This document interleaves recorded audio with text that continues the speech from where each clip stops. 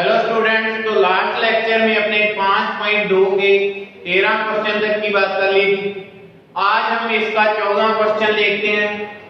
आयु देखकर इसका व्युत्क्रम आयु ज्ञात करना है और इसकी सहायता से इस समीकरण निकाय को भी हमने हल करना है। तो देखो, सबसे पहले व्युत्क्रम आयु इसका ज्ञात करना है। तो इसको मान लेते हैं a equal 1 minus 1 plus 1 2 1 minus 3 1 1 1। व्युत्क्रम आयु ज्ञात करना है। सबसे पहले देखेंगे भी इसका अस्तित्व है या नहीं। तो सारणिक a की वैल्यू निकालेंगे। सारणिक a 1 माइनस 1 प्लस 1 2 1 माइनस 3 1 1 1। तो सारणिक a का देखते हैं अस्तित्व है या नहीं। अगर ये नॉट इक्वल 0 होगा तो ही a इनवर्स का अस्तित्व यानी व्युत्क्रम आयु का अस्तित्व होगा, नहीं तो व्युत्क्रम आयु का अस्तित्व नहीं होगा। तो सॉल्व करते हैं। 1 into 1 1 minus 3 into 1 minus 3 minus into minus plus 3, फिर माइनस, यहाँ पर ये सेकंड में माइनस आता है और ये यहाँ पर है माइनस का 1, तो माइनस इंटू माइनस प्लस 1। अब यहाँ पर ये सेकंड कॉलम कैंसिल और first row cancel. 2 into 1 2 minus minus 3 into 1 minus के 3 माइनस इंटू माइनस प्लस 3, फिर plus 1 into 2 into 1 2 minus 1 into 1 1, तो 1 into 4 plus 1 into 5 plus 1 into 1, तो 1 into 4 4 प्लस 5 प्लस 1, तो 10 नॉट इक्वल 0। तो सारणिक a नॉट इक्वल है 0, तो a inverse का अस्तित्व है। तो a इनवर्स का अस्तित्व है तो पहले इसके क्या ज्ञात करेंगे, सेकंड। सारणिक a की वैल्यू हमारे पास कितनी आ गई, प्लस के 10। सारणिक a इक्वल प्लस के 10। तो सेकंड निकालते हैं। a के सेकंड a11 a के सेकंड निकालने बताए हुए हैं पहले भी। पहला ये किसका होता है, plus a11 1 into 1 1 minus 3 into 1 minus के 3 माइनस इंटू माइनस प्लस 3, तो ये कितने आ गए, प्लस के 4। a12 माइनस a12 1 2 2 into 1 2, फिर minus 3 into 1 minus 3 minus into minus plus 3, तो ये कितने आ गए, माइनस के 5। a13 2 into 1 2 माइनस 1 into 1 1, तो ये कितना आ गया, प्लस का 1। a21 की वैल्यू हमारे पास 2 1 minus 1 into minus plus 1 minus 1, और ये किसका होगा, माइनस 1 इंटू 1 1 ही होगा, लेकिन यहाँ पर साइन किसका होता है, माइनस 1 माइनस के 2 माइनस इंटू माइनस प्लस के 2। a22 की वैल्यू निकालते हैं। Plus a2 1 into 1 1 minus 1 into 1 1 1 minus 1 0। a23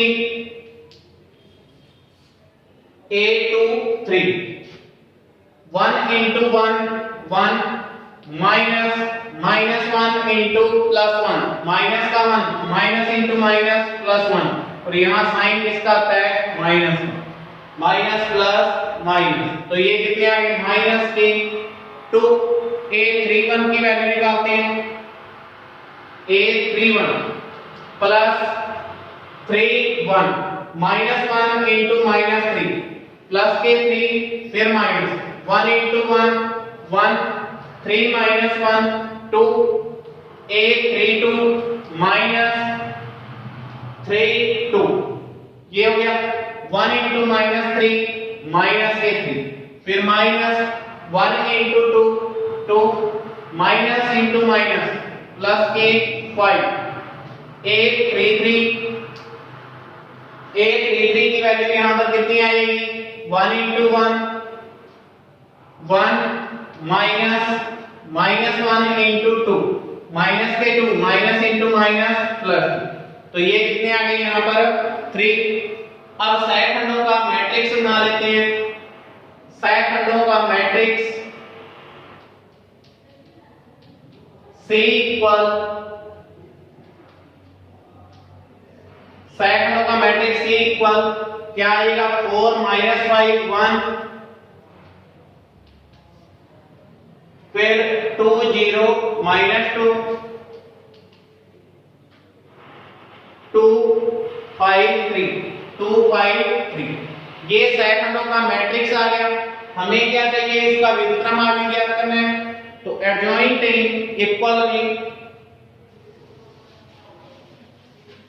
adjoint A equal C का ट्रांसपोज, जो भी सहखंडों का मैट्रिक्स बना है उसका क्या करते हैं ट्रांसपोज, परिवर्त मैट्रिक्स निकालेंगे। सहखंडज मैट्रिक्स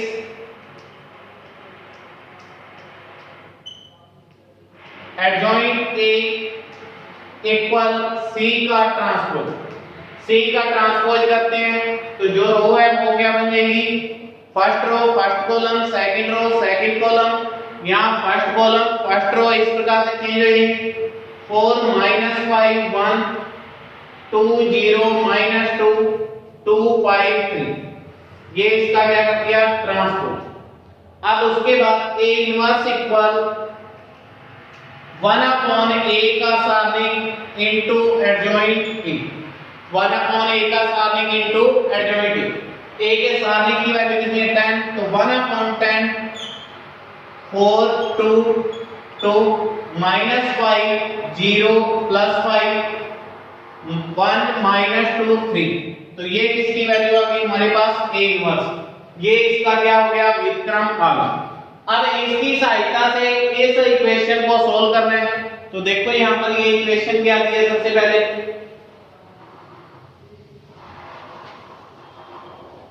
पहले इस इक्वेशन को सोल्व करते हैं। 1 into x 0 into y 0, फिर plus 1 into z 2 into x 2x plus y plus 0 into z 0 ही हो गया, 1 into x plus y plus z equal 1/2, 2 का डिवाइड करेंगे तो यहां पर क्या रहेगा 2y upon 2 y 6z upon 2 3z 0 upon 2 0, फिर प्लस 2 यहां पर इस मैट्रिक्स के गुना में है तो 2 into 2 4 2 into 0 0 2 into 1 2, आगे सॉल्व करते हैं तो ये यहां पर आ गया इसमें x plus z 2x plus y x plus y plus z equal में y plus 4 3z plus 0 0 plus 2, तो यहां से बराबर रखते हैं इसमें 3 3 के ये बराबर ही हैं, तो इन दोनों को क्या रखेंगे यहां से बराबर रखते हैं, तो इक्वेशनें बन जाएगी हमारे पास। तो क्या आ गया यहां से हमारे पास x plus z equal y plus 4, यहां इसको क्या लिख सकते हैं x plus y है इस साइड जाके minus y plus z equal में 4, ये इक्वेशन बन गई। फिर उसके बाद 2x plus y इक्वल में 3z plus 0, तो क्या बन जाएगी इक्वेशन यहां से 2x plus y minus 3z equal में 0। Third equation x plus y plus z equal में 0 plus 2, तो x plus y plus z equal में क्या आ गया 2। इसको अब इन इक्वेशनों को किस रूप में लिख देते हैं मैट्रिक्स के रूप में। इसकी सहायता हमें कैसे मिलेगी, क्योंकि जो ये वैल्यू बनेगी a की वो ये दोनों की वैल्यू क्या होगी सेम होगी। तो देखो यहां से मैट्रिक्स रूप में लिखने पर इसको इक्वेशन फर्स्ट दे देंगे। मैट्रिक्स रूप में लिखने पर, तो मैट्रिक्स रूप में लिखते हैं तो ये यहां से क्या आ जाएगा, इसमें 1 -1 +1, यही चीज यहां पर, यहां से 2 1 -3 2 1 -3, यहां से लिखे 1 1 1, यही चीज है। इनटू में क्या आ जाएगा, x y z इक्वल में 4 0 2, तो इसको क्या लिख सकते हैं यहां से ax इक्वल में कैपिटल B, a की वैल्यू यहां पर ये सेम ही बनी। अब उसके बाद वापस वही चीज, दोनों पक्षों में a इनवर्स का गुणा करने पर, तो a इनवर्स ax इक्वल में a इनवर्स b, तो ये क्या हो जाएगा ix, इकाई मैट्रिक्स का किसी के साथ गुणा करते हैं तो वही आएगा वापस, तो क्या आ जाएगा x equal a inverse b, x equal a inverse b। ये आने के बाद a इनवर्स की यहां पर क्या रख दो इसमें वैल्यू, तो समीकरण निकाय में x y z के हमारे पास मान आ जाएंगे। x इक्वल क्या आ गया यहां से a inverse b, a inverse का मान रखने पर समीकरण 1 से a इनवर्स का मान रखने पर इसकी सहायता बोली है, तो इसकी यही हेल्प होगी भी हमारा a इनवर्स की वैल्यू निकाली हुई है, दोबारा निकालने की जरूरत नहीं। तो x की value x y z equal a inverse 1/10 4 2 +2 -5 0 +5 1 -2 3 into b, b की वैल्यू हमारी क्या आई थी इसमें समीकरण में 4 0 2, समीकरण में क्या आई थी वैल्यू इसमें 4 0 2। अब इसको करते हैं सोल्व, तो 1/10, तो देखो जी यहां से 4 × 4 16, 2 × 0 0, 2 × 2 4, -5 × 4 -20, 0 × 0 0, 5 × 2 10, 1 × 4 4, -2 × 0 0, 3 × 2 6, ये किसके इक्वल चल रहा है यहां पर x y z, तो x y z equal 1/10 16 + 0 16 plus क्या 20, -20 + 10 -10, 4 + 6 + 10, तो x y z, अब यहां पर 10 भागने हैं, इसमें भी भाग देंगे, तो 20/10 -10/10 प्लस के 10/10, तो x y z इक्वल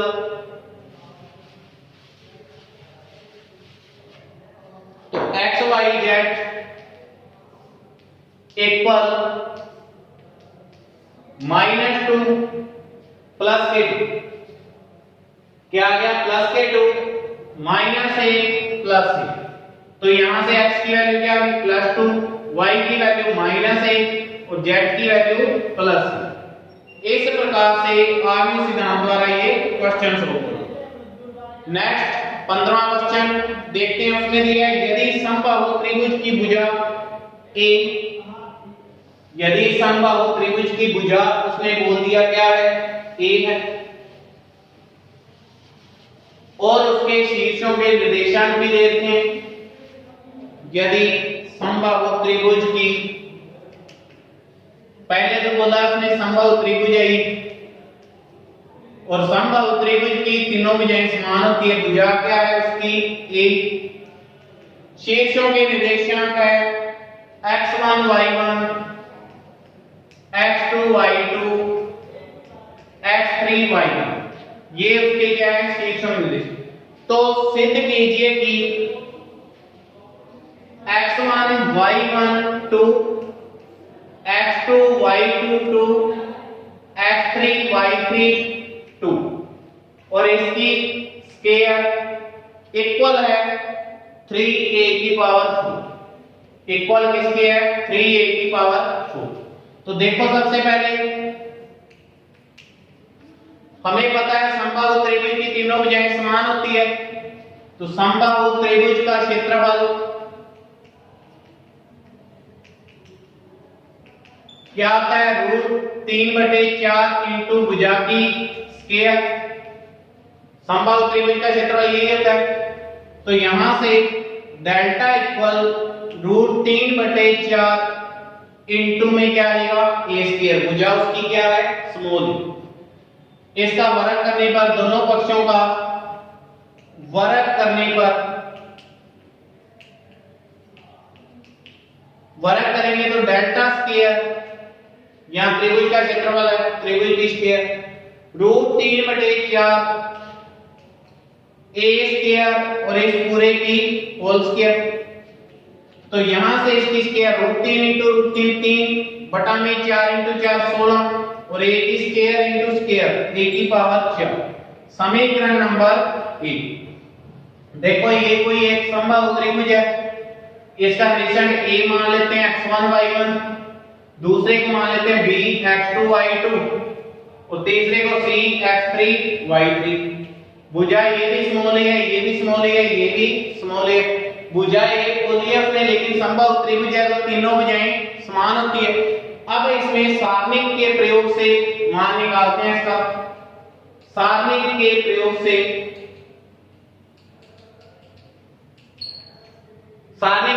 से जिसके शीर्ष x1 y1 x2 y2 और x3 y3 है, तो क्या आ जाएगा इसमें? त्रिभुज इक्वल 1/2 यही होता है x1 y1 1 x2 y2 1 x3 y3 1।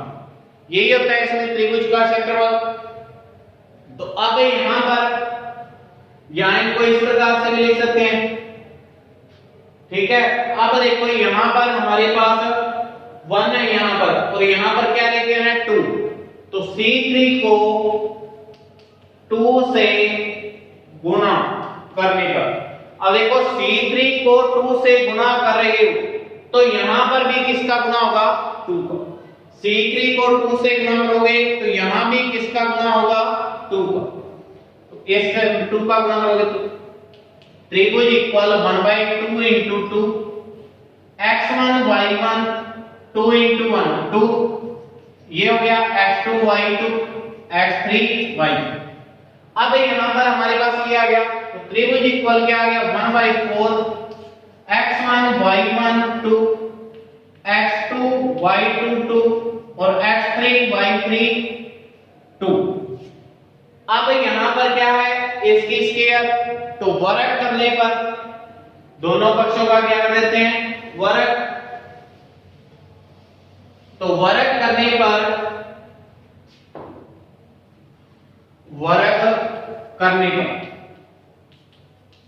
वर्ग करेंगे त्रिभुज स्क्वायर इक्वल 1/4 की स्क्वायर 1/16 x1 y1 2 इसकी स्क्वायर x2 y2 2 पूरे सारे स्क्वायर करेंगे x3 y3 2। अब यहां पर समीकरण 1 से डेल्टा स्क्वायर की वैल्यू रख देते हैं। समीकरण 1 से डेल्टा स्क्वायर का मान रखने पर, समीकरण 1 से डेल्टा स्क्वायर का मान रखने पर 3/16 a की power 4 equal 1/16 x1 y1 2 square x2 y2 2 x3 y3 2।